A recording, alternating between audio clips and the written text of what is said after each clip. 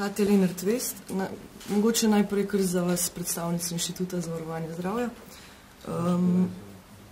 Glede na to, kako? Ne, veš kaj, mislim, dajte si prištimati mikrofon.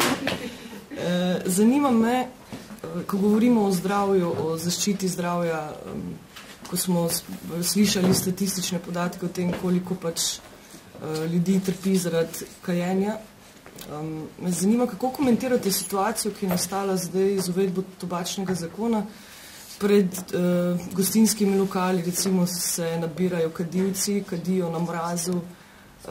Kako bi pa to komentirali? Namreč tudi v tem primeru gre za verjetno en dvom o tem, kako je zaščiteno zdravje teh ljudi.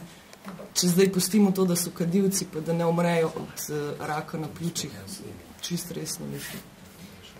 Jaz mislim, da je prvenstveno tukaj potrebno govoriti o tem, da zaščitimo zdravje tistih, ki se v zaprtih prostorih nahajajo v zraku, ki je onesnažen s tobačnim dimom. Tam se namreč, bom rekla, pojavljajo koncentracije škodljivih snovi za zdravje, ki so tako visoke, da privedejo do tistih zdravstvenih učinkov, ki sem jih prej omenjala, oziroma ki so bile omenjene.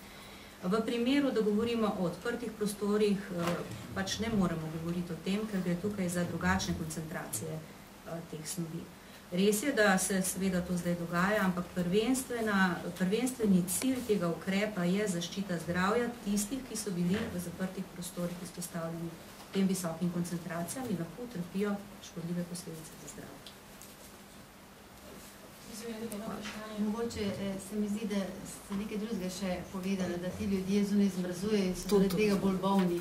Kako bi to rešili? Ja, veste kako, jaz mislim, da dokler se ne bodo odločili, da nehajo kaditi, se bodo morali malo bolje obleči.